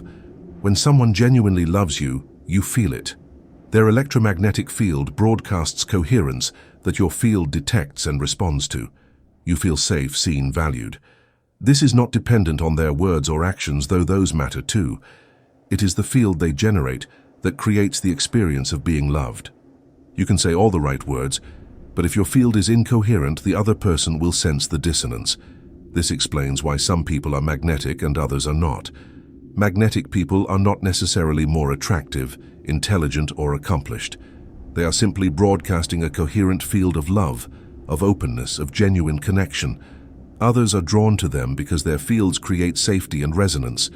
They do not manipulate or try to control. They simply are love, and love attracts naturally. The highest teaching of the ancient wisdom traditions is some variation of love is all there is, or God is love. This is not sentimental philosophy. This is the recognition that love is the fundamental organizing force of the cosmos, the frequency that holds atoms together, that binds galaxies, that creates and sustains life. When you align with love, you align with the primary current of the universe. When you resist love, you work against the fundamental flow of creation. The practice is simple but not easy. Love more. Love bigger. Love without condition, without needing anything in return. Love yourself. Love others. Love your goals. Love the present moment. Love the challenges that refine you. Love even that which you do not understand. Every time you choose love over fear, gratitude over complaint, compassion over judgment, you strengthen your electromagnetic field, deepen your coherence, and amplify your magnetic power. You become a force of nature, a walking field of attraction, a living demonstration of the cardiac code. Love is not something you fall into passively. Love is something you generate actively. It is a choice, a practice, a frequency you cultivate through attention and intention. Start now. Place your hand on your heart. Focus on someone or something you love easily. Feel the warmth that arises. Notice the expansion in your chest. This is the frequency of love. This is the most powerful force available to you. Amplify it. Broadcast it. Let it flow through you and out into the world. This is not just about manifesting desires, though it will do that. This is about living as the being you came here to be. A generator of love, a transmitter of coherence, a magnetic presence that elevates everyone and everything it touches. Love is not a feeling. Love is a physics force, and you are its conductor. Chapter 9. The Global Heart. You are not an isolated island of consciousness floating in a void. You are a node in a vast, interconnected web of electromagnetic fields, all pulsing, all interacting, all influencing one another continuously. Your heart's field does not stop at the boundary of your skin. It extends outward, overlapping with the fields of every person near you, with the fields of animals, plants, and even the electromagnetic field of the Earth itself. You are embedded in a global network of cardiac intelligence, and what you generate in your own chest ripples outward, affecting the collective field of human consciousness. This is not metaphor. This is measurable reality. The HeartMath Institute has conducted extensive research on what they call global coherence, the degree of order or chaos in the planetary electromagnetic field. They have demonstrated that mass emotional events, such as terrorist attacks, natural disasters, or widespread fear triggered by media coverage, create measurable disturbances in the Earth's magnetic field. Conversely, organized meditations where thousands of people simultaneously generate coherent heart rhythms create measurable increases in global field coherence. The implications are profound. Your individual heart rhythm does not only affect your personal experience, it contributes to the electromagnetic weather of the planet. When millions of people are stressed, fearful, and incoherent, which is the baseline state of modern civilization, the collective field becomes chaotic. This chaos feeds back into individual experience, making it harder for anyone to maintain coherence. You feel the weight of collective anxiety even when your personal circumstances are stable. You absorb the emotional pollution of the culture, the media, the collective consciousness. This is why it feels so much harder to stay centered, grounded, and coherent in a major city compared to sitting alone in nature. You are not imagining the difference. You are sensing the difference in the electromagnetic environment. But here is the hidden power. A single individual in coherence can influence the field around them, acting as a localized stabilizer, a beacon of order in a sea of chaos. Studies have shown that when one person in a group achieves cardiac coherence, others in the group begin to entrain toward that coherent pattern, even without conscious awareness or intention. The coherent heart literally radiates a field that helps organize nearby fields. This is the mechanism behind the calming presence of certain individuals. They are not doing anything externally. Their internal coherence is broadcasting a field that affects everyone in proximity. This means that your personal coherence practice is not selfish. It is one of the most generous contributions you can make to the collective. Every time you regulate your breath, focus on your heart, and generate a coherent emotional state, you are not only improving your own life, you are stabilizing the field for your family, your workplace, your community. You are acting as a localized generator of coherence, a transmitter of order that helps others find their center. You are serving the collective without saying a word or taking an action. The service is in the field you generate. The Earth itself has an electromagnetic field called the Schumann resonance, a standing wave in the cavity between the Earth's surface and the ionosphere. This resonance has a fundamental frequency of approximately 7.83 Hz, which happens to be the frequency of human alpha brainwaves, the state associated with relaxation and creativity. When you are in nature, away from artificial electromagnetic frequencies, your brain and heart naturally entrain to this planetary frequency. You feel calmer, more centered, more connected. This is not spiritual fancy. This is your electromagnetic field synchronizing with the planet's field. Indigenous cultures understood this connection intuitively. They performed ceremonies and rituals designed to harmonize human consciousness with the earth. They knew that the health of the land and the health of the people were inseparable, that human emotions affected the environment and vice versa. Modern science is now confirming what shamans have always known. Consciousness is not local to the individual brain. It is a field phenomenon, distributed and interconnected. What you feel affects the whole. This interconnection also explains why trauma, violence, and hatred persist across generations and cultures. Traumatic events create disturbances in the electromagnetic field that can persist long after the physical event has ended. Battlefields retain the chaotic energy of violence. Homes where abuse occurred carry a heavy, dense field. Cities built on conquest and slavery hold patterns of suffering in their electromagnetic architecture. This is not superstition about ghosts or curses.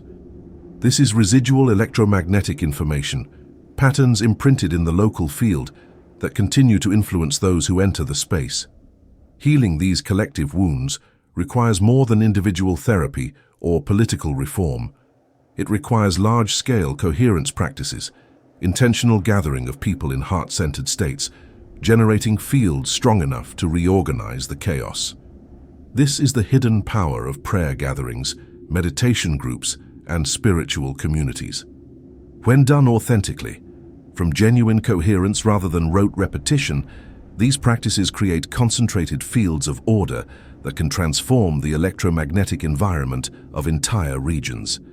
You can contribute to this global healing by maintaining your own coherence, especially during times of collective chaos. When the news is frightening, when disasters strike, when the collective consciousness spirals into fear and anger, your task is to hold steady, to breathe, to focus on your heart, to generate gratitude, compassion, and coherence even in the face of external turbulence. This is not denial or spiritual bypassing. This is service. By maintaining coherence, you create a stable point in the field that others can unconsciously entrain to, a lighthouse in the storm. The concept of the 100th monkey illustrates this principle. When a critical mass of individuals learn a new behavior or shift to a new frequency, that information becomes available to the entire collective, even to those who are not directly taught. Consciousness is not siloed within individual brains. It is a distributed field, and patterns that reach sufficient strength in the field become accessible to all. Your coherence practice contributes to reaching that tipping point where coherence becomes the new baseline rather than the exception. This is not about saving the world through individual effort. This is about recognizing that you are not separate from the world. Your heart is part of the global heart. Your field is part of the planetary field. When you heal, the whole heals. When you create coherence, the whole benefits. When you broadcast love, the whole receives. This is not grandiose thinking. This is acknowledging the reality of how electromagnetic fields work at scale. Children are particularly sensitive to the collective field because their own fields are not yet armored with heart walls. They absorb the emotional environment like sponges, which is why children's behavior often deteriorates in chaotic homes or stressed schools. When you create coherence in your home, you are not only helping yourself, you are creating an electromagnetic environment where your children can thrive. The best thing you can do for your children is not to lecture them on values or control their behavior. It is to maintain your own coherence and radiate a stable field. The same principle applies to any group or organization. A workplace with coherent leadership, where the people in positions of power maintain heart-centered awareness, will have lower stress, higher creativity, and better outcomes than a workplace led by incoherent, fear-based leadership, regardless of policies or strategies. The electromagnetic field generated by leadership determines the culture more than the mission statement on the wall. People feel the field and respond to it unconsciously. As you deepen your practice of cardiac coherence, you will begin to sense the collective field more clearly. You will notice when you enter spaces with dense, chaotic energy. You will feel when you encounter individuals broadcasting high coherence. You will become sensitive to the electromagnetic weather, able to detect shifts in the collective mood before they manifest in events. This sensitivity is not a burden. It is information. It allows you to choose consciously how to engage with the field, when to withdraw to maintain your coherence, and when to step forward to stabilize the chaos.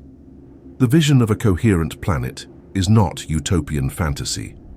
It is the natural result of increasing numbers of individuals choosing to generate coherence rather than react to chaos. You do not need to convert anyone, convince anyone, or organize mass movements. You simply need to practice, to breathe consciously, to focus on your heart, to generate gratitude, love, and compassion. As you do this, your field stabilizes, others feel it, and unconsciously begin to entrain. The coherence spreads, not through words, but through resonance. You are a broadcasting tower. The question is not whether you are transmitting, you are always transmitting. The question is what you are broadcasting. Fear or love, chaos or order, scarcity or abundance. Your broadcast affects your immediate environment and ripples outward into the global field. You are not insignificant. You are not powerless. You are a generator of electromagnetic information, and that information shapes reality at both personal and collective scales. Maintain your coherence. Hold your center. Broadcast love. This is not passive spirituality. This is active participation in the evolution of consciousness on this planet. You are the global heart, and the global heart is you. What you generate within yourself, you contribute to the whole. The cardiac code, when activated in enough individual hearts, becomes the coherence code for the entire species. The work begins within, but its effects extend infinitely outward. You are healing the world by healing your heart. You are elevating humanity by elevating your frequency. This is the power you have always had. This is the responsibility you carry as an electromagnetic being. Use it consciously. Use it coherently. Use it with love. Epilogue. The journey through the cardiac code brings you to a single, unavoidable truth. The power you have been seeking externally has been pulsing in your chest all along. The mind, for all its brilliance, is the servant, not the master. The brain processes, analyzes, and strategizes. but it cannot generate the magnetic force necessary to attract, manifest, or transform. That force resides in the heart, in the electromagnetic generator that radiates 5,000 times more powerfully than any neural network in your skull.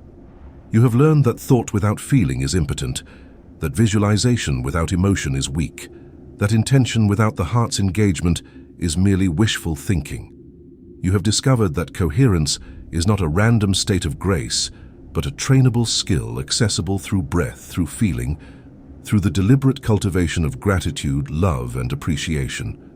You have understood that the heart wall you built for protection has become a prison, blocking not only pain but also joy, connection, and abundance. You have seen that love is not a sentiment, but a physics force, a frequency of resonance that connects you to everything you desire. The treasure was never hidden in some distant realm, behind some locked door requiring secret knowledge or years of arduous practice. The treasure is in your chest cavity, in the rhythmic pulsing of your own heart, in the electromagnetic field that extends from your body and touches the quantum field of infinite possibility. You have been walking around with a nuclear reactor, thinking it was merely a pump. You have been trying to manifest with a flashlight battery while ignoring the generator humming in your chest. The shift from mindset to heartset is not a new technique to add to your collection. It is a fundamental reorientation of how you approach life itself. It is the recognition that you are not a mind piloting a body. You are an electromagnetic being generating fields that shape reality. Your thoughts provide the blueprint, but your feelings provide the construction crew. Your brain sends the signal, but your heart generates the magnet. Both are necessary. Both must be synchronized. The cardiac code is the code of alignment between electrical intention and magnetic attraction. You now have the tools. You know how to breathe coherence into existence. You know how to focus on your heart center and generate the emotions of the wish fulfilled. You know how to amplify those emotions until they radiate beyond your body. You know how to use gratitude as a magnet, love as a force, and compassion as a field stabilizer. You know how to dismantle the heart wall brick by brick, releasing the trapped emotions that have muffled your broadcast. You know how to maintain coherence in the face of chaos, how to hold your center when the collective field spirals into fear. The practice is simple, but simple does not mean easy. The challenge is not in understanding the mechanics. The challenge is in the daily discipline of choosing coherence over chaos, love over fear, gratitude over complaint. The challenge is in catching yourself when you slip into incoherence, when your breath becomes shallow, when your heart rhythm jagged, when your field contracts. The challenge is in the moment-by-moment choice to reclaim your sovereignty as a magnetic being, to refuse the default programming of stress reactivity, to generate your emotional state consciously rather than allowing circumstances to dictate it. This is not a one-time unlocking. The cardiac code must be practiced, reinforced, and deepened through repetition. Each time you enter coherence, you strengthen the neural pathways that make coherence easier to access. Each time you feel gratitude while circumstances still appear unchanged, you train your heart to broadcast abundance independent of evidence. Each time you generate love when fear would be the easier option, you expand your capacity to hold higher frequencies. The practice builds momentum. The more you do it, the more natural it becomes, until coherence is no longer something you achieve but something you are. You are also not doing this alone, even when you practice in solitude. Your coherent field ripples outward, affecting everyone and everything in proximity. You are contributing to the global field, adding your signal to the collective broadcast. As more individuals awaken to the power of the heart, as more people practice coherence, as more electromagnetic fields shift from chaos to order, the planetary baseline begins to change. You are part of this shift, whether you see evidence of it or not. Your contribution matters. Your broadcast is received. The final instruction is this: stop trying to manifest with your mind alone. Stop repeating affirmations that your heart does not believe. Stop visualizing futures while feeling the contraction of present lack. Drop into your chest. Focus on your heart. Breathe slowly and deeply. Generate the feeling of already having, already being, already experiencing. Amplify that feeling until it tingles in your extremities. Hold it as long as you can. Repeat daily. Trust the process. Trust the field. Trust your heart. The mind will doubt. It will ask for evidence. It will want to see results before it believes. This is the mind doing its job, trying to protect you from disappointment. Thank the mind for its concern, then return to the heart. The heart does not need evidence because the heart is the evidence. The heart is the generator. The heart is the cause. The external circumstances are the effect, and effects follow causes with mathematical precision. Generate the cause, and the effects will follow. Think with the heart. Feel with the brain. This is the reversal of the cultural programming that has kept you operating at a fraction of your capacity. The brain is a magnificent tool for navigating three-dimensional reality, for solving problems, for organizing information, but the heart is the compass, the oracle, the source of deeper knowing. The brain asks, how? The heart answers, this way. Learn to trust the sensations in your chest more than the thoughts in your head. Learn to let the heart lead and the brain follow. Command the field, not through force or willpower, but through coherence and love. The field does not respond to effort, it responds to frequency. A coherent, amplified emotional state broadcast from an open heart is an unstoppable force. It reorganizes quantum probabilities, attracts synchronicities, and collapses wave functions in your favor. You are not begging the universe for favors. You are commanding reality through the clarity and power of your electromagnetic signature. The cardiac code has been unlocked. The generator has been activated. The reactor is at full power. What you do with this power is your choice.